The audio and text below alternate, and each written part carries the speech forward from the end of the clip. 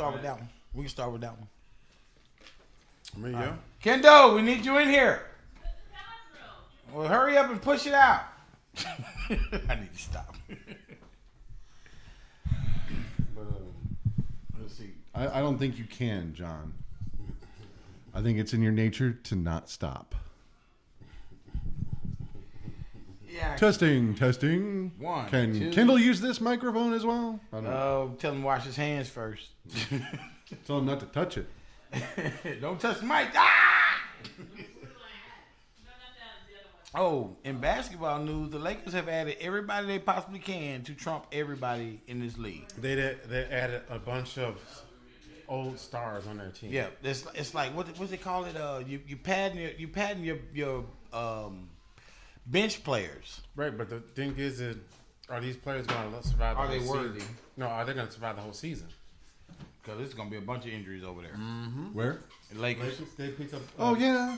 a bunch of I mean, don't get me wrong. I like the add of Westbrook. It does make him more competitive. Yeah. Well, but once again, somebody pointed out that LeBron is not as fast and is not as agile as he was a few years ago, which That is is true. That's normal when you age. But even with that and the acquisition of talent, I definitely think it makes them competitive. But it's going to depend on how healthy they stay. Well, the thing what I get from it is you're putting names on the roster to get people in the stands. That's part of it, yeah. But I mean, You finished seventh in the division last year due to everybody was hurt. Everybody gets hurt all the time. The injuries they had, I did not see. Still did not, and the talent they had on the team with those injuries they had, they still shouldn't have finished at 7. But with that being said, I'll go this route. You're putting down. Hey, I like Texas. You're actually putting down. You're buying these big names so that nostalgia people can. Oh, Carmelo Anthony. That was one of my favorite players back in the day. Let me go watch him play with the Lakers. Let me go see what he can do with LeBron James. Mm-hmm. And they're both aging players. Mm-hmm. Yeah. I'm surprised Carmelo Anthony's still playing. So. But I thought that it was the Russell Westbrook that really kind of. I mean, don't get me wrong, Carmelo Anthony. I know of him. I know a little bit about him in basketball and stuff like that. But I don't think he's as talented as he still is at his age. It's the Westbrook one that's got everybody talking about building a legacy around these stacked teams, if you will. Well, that's real simple. LeBron James, eventually you got to let it go. Russell Westbrook is still playing vibrant young basketball. So that's basically the person that's going to take over the team. If you take a look at LeBron, I think that he's probably got at least another couple of years left in him, if not 3 or 4. At that point in time, I think it's just going to be coming down to, just like with people you see in the football, it's going to come down to the wear and tear on their body and whether or not they want to put up with the practice. Yeah. And you got there are very few players that come into these leagues that don't really need to practice like everybody else. But you still need to stay warm. You still need to know your playbook. You still need to have camaraderie with your teammates. At a certain age, they start limiting their practices. Like when Michael Jordan was playing with Washington, he didn't practice like they did. Yeah. So LeBron James, at some point, you're going to be in that road. But with Westbrook being signed on there, that helps LeBron not have to do as much. not have to do as much. That's definitely and that's you're saving LeBron for, like you said, 3 or 4 years versus 1 or 2 or the playoffs. They can always say, "Oh, LeBron hurt." He may or may not be hurt, but we're gonna rest him because you're gonna be in the playoffs at 3 or 4 now. Yeah, maybe 2. And you got to rest your LeBron I know James. most people, especially we've talked about it before. We really don't follow the NBA, but is that something you guys are going to try to watch more of this year? I look for the stories on the NBA.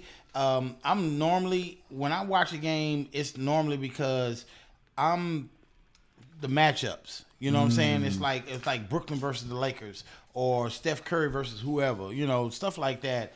Now that the Lakers are stacked and Brooklyn is stacked and they still the heir apparent is Atakembo. I think I'm saying his name right. I hope I'm not. Milwaukee Bucks. They just won the championship. Well, yeah, and Giannis. I'm sorry. Yeah, Giannis. The thing about it and is, you're right. With the Bucks just coming off of the championship win, and they are still very talented and young, so they definitely could make their way back. And you got all these other teams like what are they gonna do to help fill these voids of persons, or what you gonna add to what you already have? And with the Lakers snatching up all the talent, you really got to get these young players up and going. But and then that's a good point. So if they're grabbing the aging talent, they get the young ones, right? Go after the ones that are at their peak or peaking. Or about peaking. That's the word we need to use. And so with that being said, that my NBA thing is, with the exception of the bottom tier teams, I think it's going to be the same teams in the playoffs. I ain't gonna lie, Atlanta shocked the hell out of me by making it as far as they did with what they had. So that means, yeah, that's true. That means that puts a lot of other teams on notice that you guys get too comfortable. These young teams are gonna tear you a new butt. So hey, but with the Lakers being an aging team, because that's what it seemed like. You got a couple young talents out there, but you got a lot of old talents out there. They're gonna contribute. Well, what can they contribute against these younger, faster players? And this is something you should pose to your guys at work that follow NBA. Yeah. With LeBron, I like him because he's like a good all around player. Yeah. He helps uplift the people around him, and makes them better. But with him trying to negotiate and pull players to make the stacked teams like he did when he went to Miami, and then when he went back to Cleveland. Back to Cleveland, yes. Does that, or should that, and pose this question to them, should that hurt his legacy? Because if you take a look everywhere he's gone, he's made him better, and if he was good enough to pull other talented players, they've gotten championships. Yep. So I don't think it should hurt his legacy, in my personal opinion. But it is a valid question. I think that maybe we should talk to people who actually follow the game more than I do. I'm gonna give a shout out to Brandon and Justin and Ryan. My guys at work, they talk basketball like they playing. I would definitely like to. I would definitely like to get them on at some point and hear what they have to say. Well, I'm gonna see if I can make that happen. But when it comes to LeBron's legacy, the only team that was already a champion was Miami. Yeah. And they definitely had the components. They were a champion before him. When he got there, they became a champion. Well, they were playing. I don't know if. No, did they won with Shaq. Okay, and then was it Shaq or? But that wasn't like. I mean, they were in the playoffs. Don't get me wrong, but I don't think they had just won one. But I mean, they had won one before he got there. But we're talking years before, not like. Yeah. Okay. Yeah. And years before that, Miami was like.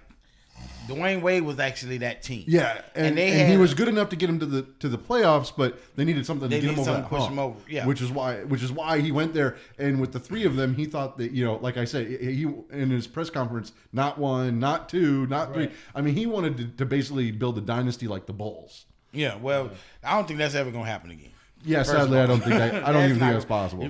Michael Jordan talent only comes once in a lifetime. Maybe twice now. And let's not forget, and I've got two theories on this. When you take a look at who Michael Jordan had, right? He had Pippen, he had Rodman. Yeah. I mean, and I know there's a couple other players that I cannot. Steve Kerr, Bill, Will Perdue. I mean, so that's my point. So either, and of course, I've got two theories. The talent was already there, and Michael Jordan kind of like crowned them, right? But then I also take a look at players like J.J. Watt, and I think Michael Jordan's the same way. Yeah. With the way J.J. practices daily and pushes himself to that excellence level. If Jordan does that, I mean, think about that. When you see a guy that plays at a high level and you're his teammates, and it's like, well, shit, if he's pushing himself that hard, I got to push myself that hard.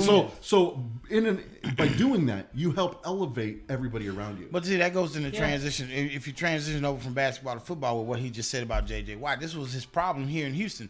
I'm practicing like this. I'm playing like this, but you guys aren't. Whereas Michael Jordan, he went through all these years of I'm practicing like this, but you guys not. Then here comes the first three championships. Pippen wasn't there. I don't believe. I think he was there for maybe one. I don't know. I would have to look that up. But the next three, Pippen was there, and Pippen was practicing just like Jordan. Everybody fed off of what Jordan was doing.